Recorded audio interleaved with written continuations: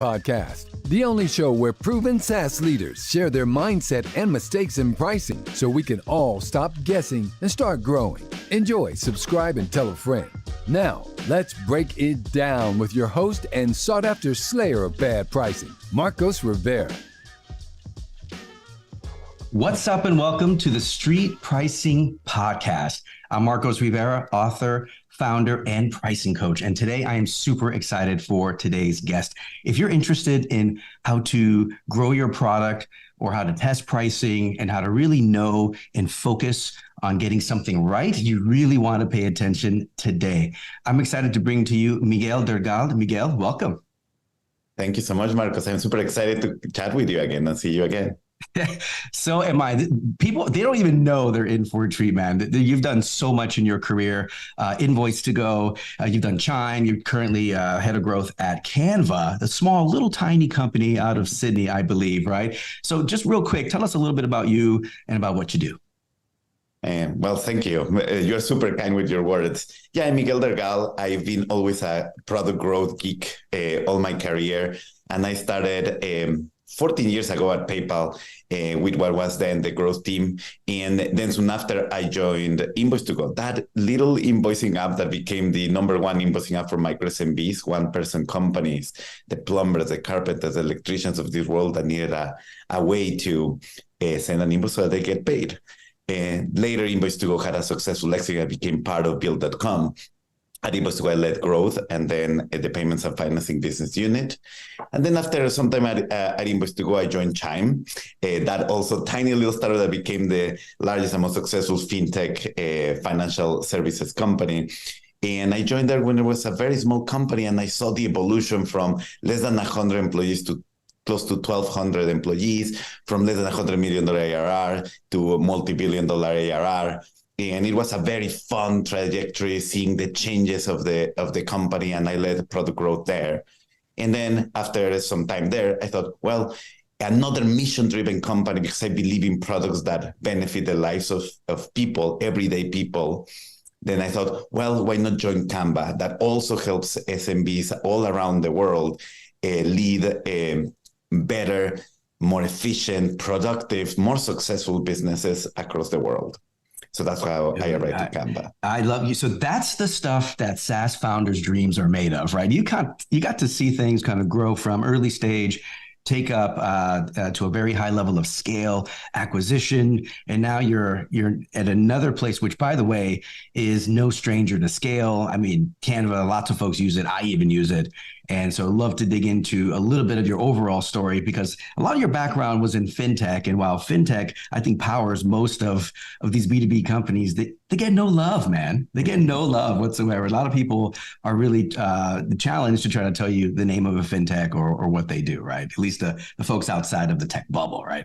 But today I want to get into some really just genuine stories and things that happen in that pricing journey, right? Because you're so connected with growth, you're connected with the mission. You probably have seen a lot of great things that worked out well from a monetization perspective or didn't. So let me walk you through a little bit of how we're going to set this up. I'll give you a quick roadmap, okay? So it's really designed based on the book Street Pricing, right? So the way we're structuring this is, let's go rewind into the past. Let's find a story back there, whether it's PayPal, Invoice to Go, wherever, and let's talk about a true pricing journey that you took. Let's get into the meats and potatoes of that. Then we're going to bring it back to today, to play, and we're going to understand a little bit about what's working in present time. What are things that you've seen that are very effective ways to monetize value? And then we're going to look into the future, fast forward. We're going to go in and see, all right, what's next? What do you think is a really worthwhile area to look into, change to get more value, right? Does that sound pretty good? Sounds excellent. I'm excited. I'm excited too. I think people don't know how much of a treat they're in for right now. So Miguel, please just start off. Tell us, let's go back in time, a really great pricing story. Let's step into it. Yes, totally. I think Invoice to Go would be a good example. Like I shared in the intro, Invoice to Go was born by a single founder who wanted to help his brother, who was a tradie in Australia, get an easy way to create and send an invoice. So he looked professional, with his customers and get paid faster. As an SMB, cash flow is king. You work every day, you pay for materials, you have to pay for transfer, and you do all this work. And then sometimes you have to float your larger customers. And you have to also support your family. So it's a very, very hard work. And so our founder had created a really great product that had a lot of product market fit, who was very effective at attracting customers.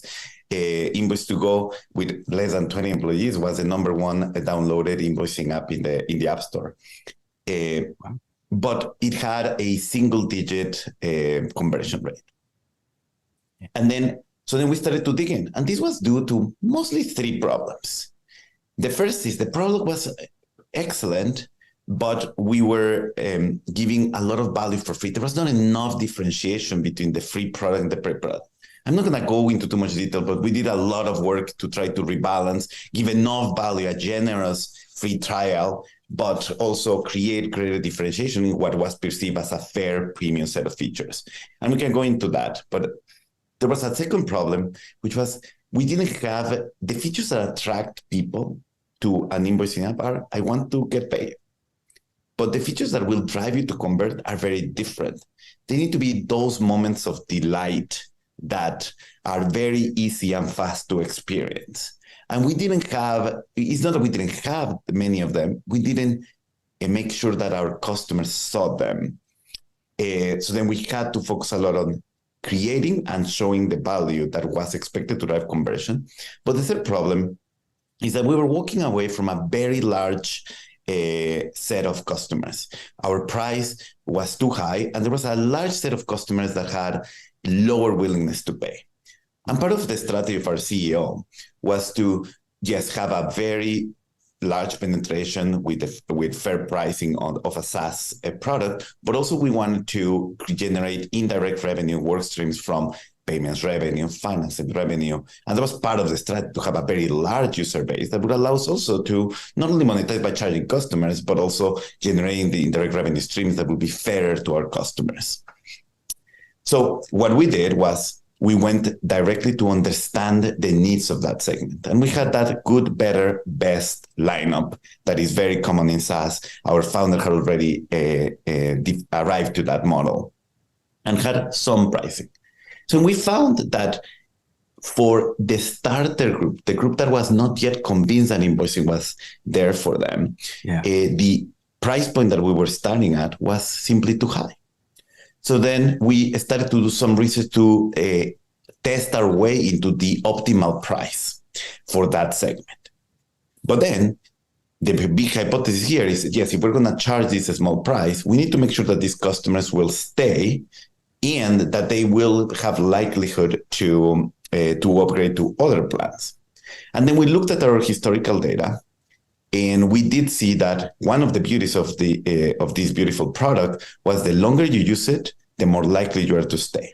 The more invoices you have, the more invoicing history, the more important it is for you to keep that invoicing up, because you report on taxes quarterly, you report on taxes annually, and it is a burden to have to use multiple invoicing apps. And we actually made it super easy for you to exploit and do all that busy work that nobody likes to do. So then all that sounds perfect, right? So then we went and tested a few prices. We actually reduced the price dramatically. We saw a massive influx of subscribers, in addition with us modifying our free product and adding a few more features that make sure that you saw value during your trial. And then we had this large user base.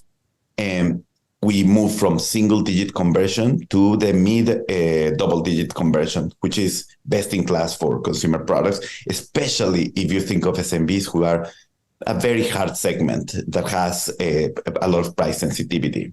And They are. I want to stop you right there, only because you said something really important. A lot of folks out there are really challenged to find out, how do we get them over to the other side, right? They give out something for free, and you'll get people to start using it, and then you'll have 2% conversion, right? Yes. And that's really hard, because it does it's free to them, but it's not free to you as the founder, running your business. Exactly. And so getting folks over, you discovered that there's too much in there, right? That was one of the first things you noticed. There's too much in there. How can folks listening today look for signs that they're just too much in the free? It's just way too generous. There's so much talk, Miguel. The reason why I'm poking at this is there's talk about, hey, product-led growth means give everything away for free. Well, the product-led growth, you have to make sure that you have product market fit and the product can deliver those moments of delight, right, that you mentioned. But I want you to maybe unpack a little bit of how do you know if something is just too much in there, too much in free? Well, there are two ways. And I'm going to start with my favorite question for customers. The first way is by asking your customers if they think that the features that they're using are fair to be premium features. That is my favorite question to ask. It is different than to say whether you will be willing to pay or whether you like that they are free. What matters is if this was a premium feature, do you think this is a fair premium feature? And the reality is that you're going to get a very different answer if you put the framing of fairness in the way that you ask the question than in almost any other question that I've asked. Because customers put themselves in your shoes and they think, yeah, it's true. This is a feature that is advanced. And one of the beauties of the SMB segment is that they're they are very vigilant with their budget. They want to make sure that every single dollar that they spend is useful because it is coming from their pocket, and the perception is that the business money is the same as their household money. So they are very frugal, as they should be, but they're also unafraid to do the work, and they understand the position of the other side. And they, especially for those who want to understand SMBs, this question will help them. So that's the first way. The second way is that if you see a lot of, and this is more with data, and some founders do not have the beauty that we had a history of 2 or 3 years of data, when you see that the more you use the product, the more likely you are to stay, but the less likely you are to upgrade. When you start seeing, you will always see that that reduction in the likelihood to convert with time. But then when that flattens dramatically and continues to go down with time, that means that customers love the product, want to stay in the product, but they do not upgrade because there's not enough differentiation between your product and their product. So the combination of these two, the quant analysis and the qual analysis, will tell you whether you're giving too much for free.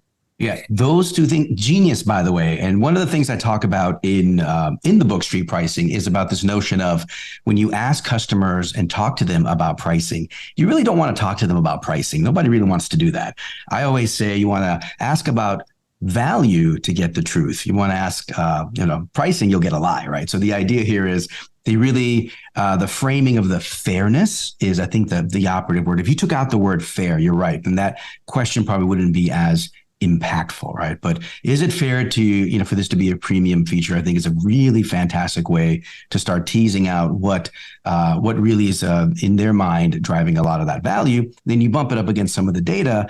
And you're right, just because, if you have fantastic conversion and conversion and retention and folks are hanging around, but they're not bumping up and upgrading, truth is, there's probably not enough reason to, right? And I always look for these areas of what I call positive friction, which is, hey, I want to do more. I've done a little bit more, but I got to go to the next level. I want to expand. I have outgrown, or what I say, graduated from the plan. So I need to now move on to something else that is going to take me further. So those are really, really key things, man. So you've just in that story. Also, I wanted to say, I love that you mentioned positive friction.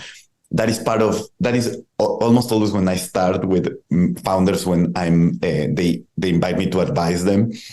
I think that's a myth that we need to debunk.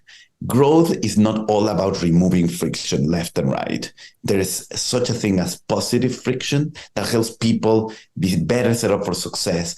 The key is presenting in a way that not only is a chore, but also gives you value, and that makes sense while you're asking for that information or adding that positive friction. People laugh at me. It's a bit of an oxymoron, right? Positive friction. What does that mean? I always have to explain it, but you're absolutely right. Not all friction is bad. And I love your point about creating those wow moments or those moments of delight, because I think you have to delight to grow them right. Right? It's kind of I'm gonna coin that one and put it on a t-shirt. Okay, but the idea here is very sound, right? So you have the fit, you got the right questions in place, you have the data, and this is now opening up ways to allow you to grow. Fantastic all the way around. What else would you want to add to that storyline, man? Because it's just chock full of good stuff. It has a twist. So I wanted to give you the twist. So we are reaching double digits conversion. We are seeing better than ever before subscribers. But then we start to see that the engagement of this segment, the retention of this segment is not behaving in the same way that our previous cohorts are. And a lot of our assumptions rode into the upgradability of this segment, the upgrade migration of this segment, and the retention rate. And also, it turned out to be a segment that was a lot higher willingness, a lot lower willingness to pay, a lot more price sensitive, more sensitive to any change that we made in the product. So then through that, we also identified that, well, they were retaining worse. They were feeling a lot more complaint tickets than any of our other customers. So then that started to create some negative network inside our own product. At the same time, we also identified that we found a segment of users that actually loved our product and there was very high willingness to pay. So through this effort, we also found that there were another segment that had the exact opposite effect, that loved peace of mind, that were willing to pay whatever they needed to just make sure that they had the best in class of the products.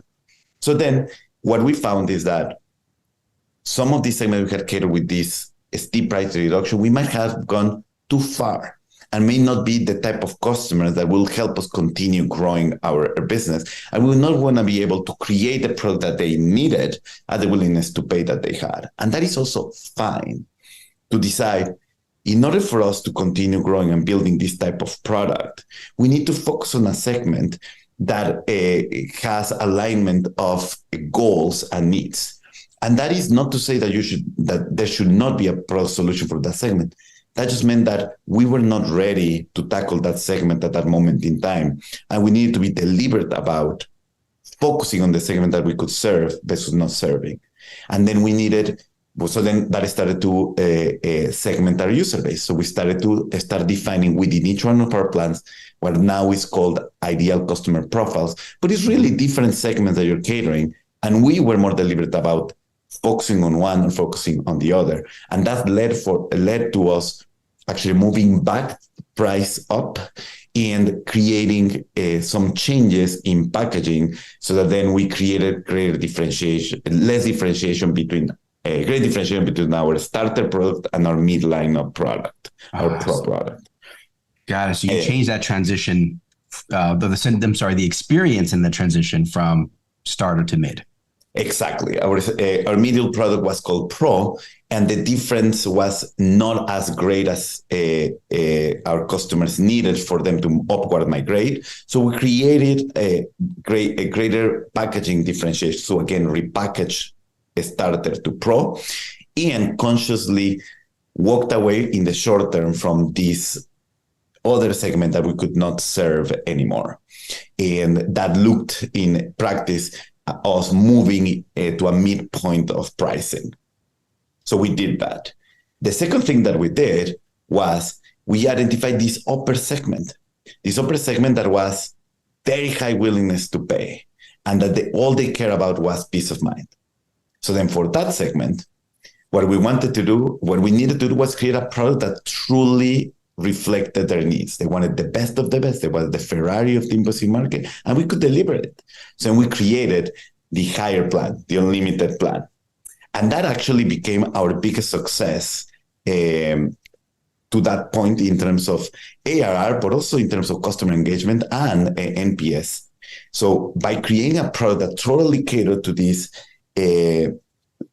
higher end of the market, or I would say this advanced high peace of mind group of our customers, we're able to not only serve them, but also support the development of our other plans, our starter, Pro, and later our Teams product that were below our unlimited plan.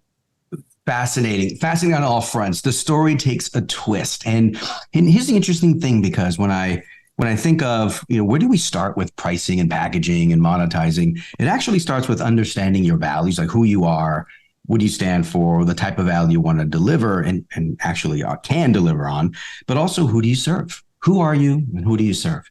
And what I'm hearing in your story as you unpack is lots of understanding of the customer and a very sharp focus on how you group them and segment them, and then serving those segments and understanding the implications of doing so. So that I think, if you go back to, here we go again. Who am I? What do I want? Right? Who do I want to serve?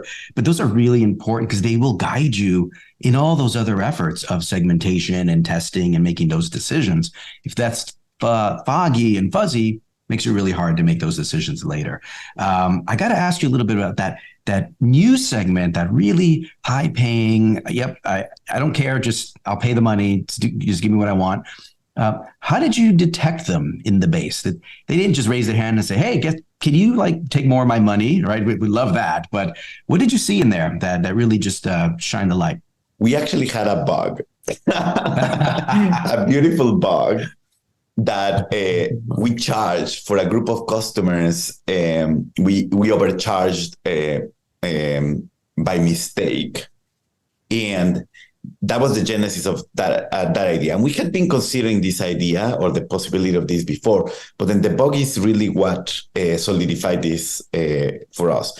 Because we had a bug where we overcharged by, I don't remember exactly the amount, but there were pro users and we overcharged by 2 or 3x the amount. And there was a lot of customer complaint, but there was a group that simply paid and kept going. And when we looked into it, that's when we started to identify what they saying, like, oh, I thought that you had changed the plan and that this was a more unlimited plan, because at the time our mid plan Pro was unlimited and had a lot of the unlimited features that catered to that peace of mind customer. And so then the customer said, oh, we thought that you had enhanced the product and you're just giving me the best of the best, and that meant that I would pay more. Well, first, you should never do that to your customers. You should always let them know, give them a heads up. Warning, do not insert bugs that double the price on your customers, please. But I get your point. But that really gave us the insight that this existed. And then after that, we did the more deliberate user research, identify the segment, try to find what were the type of features that not only they value, but they were willing to pay. Because what you don't want is to increase the price, they will subscribe, and then after a year, they will churn out. That is not beneficial to any business. So for building that plan, we follow the traditional methodology of this is the customer, these are the features that they need, these are the features that they are willing to pay. I believe in introducing the willingness to pay discussion early on. And there are very smart ways to ask about this. You need to ask how much you want to charge for this. You can ask, what do you think is a fair price? What do you think is an expensive price? And that allows you to see how much value in use people see from the features.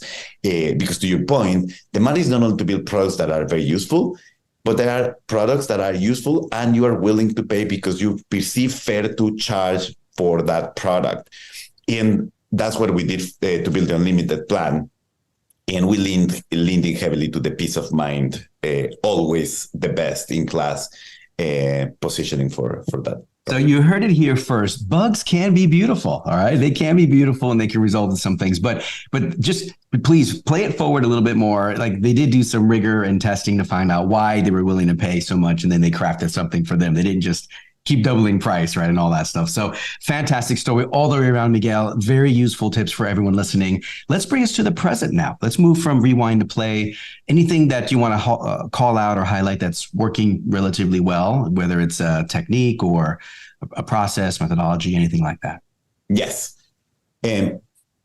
So now at Canva, fast forward to Canva, we had a very similar challenge where we built a very good Teams product that caters to a lot of SMBs all over the world, and we have a very generous free product.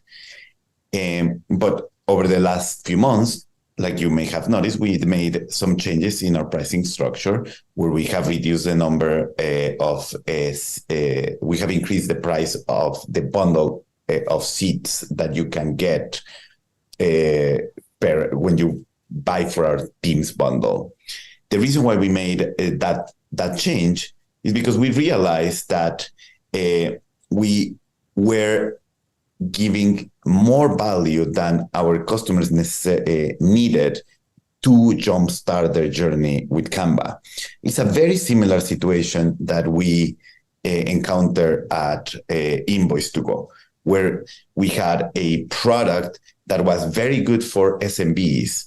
We made some price changes that allowed us to grow that plan dramatically, but actually started to compete with our individuals product. And we don't really want people who want the pro subscription of Canva, who are solopreneurs, one-person companies, to believe that they should join a team or to go to a different segment, because then you're starting to straddle with the one product for two products.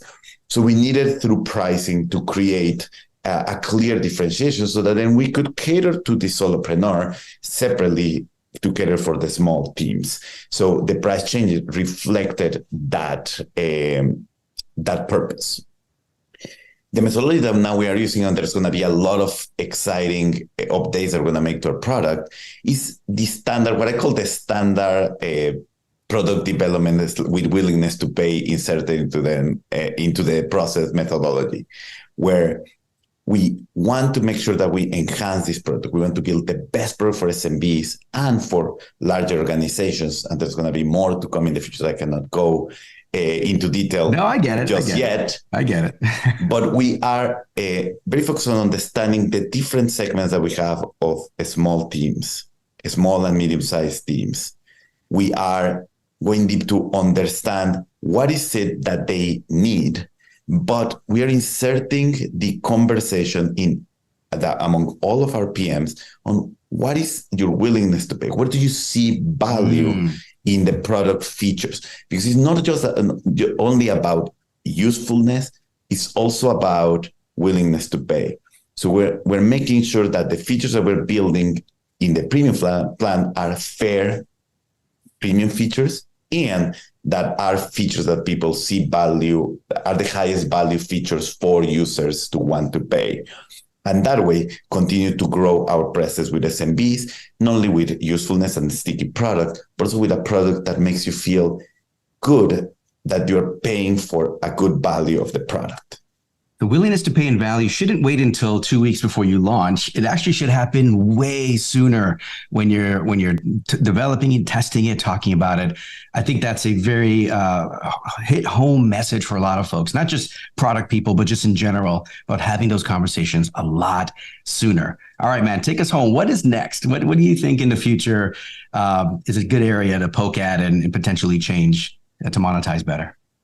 Well, I do think that there's a lot more sophistication that is needed to understand usage-based pricing, where we are able to align as much as possible our SaaS pricing structure, not to static plans, but to the features that are most useful and most perceived value to customers. The challenge that I want to pose to everybody that is working in SaaS product growth is how can we all evolve the model into usage-based pricing that is connected not to how we can best capture money from our customers, but how can we take part of the value that we're creating, of the upside that we're creating with customers. And I do believe that that is going to be the future, taking part of that upside, not from what they already generate, but what they are to generate through your product. And when you share in the upside, you can capture a little bit more. That's the key thing that folks forget. You don't need to double tax them. I love connecting the usage place. Easier said than done, of course, but that is going to be a big challenge. And I love also what you said about connecting the right value to the right customer and then giving them, a path to grow in that fairness concept that came through all the way around. So Miguel, you've been fantastic, man. Thank you so much for coming on here and dropping some street knowledge on what you really did and how you really infused a lot of growth in multiple contexts using pricing, packaging, and just some real good sound methodology. Miguel, thank you for joining the show, man. On the contrary, thank you for geeking out on pricing. Oh man, I'm a geek. I'm a geek too. Before we wrap up, what was your favorite song? I always hit everybody with this at the end. What was your favorite song growing up? Growing up, my favorite song today is Dance Monkey. That's nothing wrong with Dance Monkey. I bet you there's nobody listening who wouldn't start tapping and nodding their head to Dance Monkey, man. So that fabulous song, bonus points for having something that's a classic to 90s. So Dance Monkey, everybody. Miguel Dergal's favorite song growing up. Learned a little bit about you today. And team, thank you for tuning in, listening. A lot of great knowledge. Put it to work and start shifting from that guesswork to framework, guys. Okay. Until next time. Thank you and much love for listening to the Street Pricing Podcast with Marcos Rivera. We hope you enjoyed this episode and don't forget to like and subscribe. If you want to learn more about capturing value, pick up a copy of Street Pricing on Amazon. Until next time.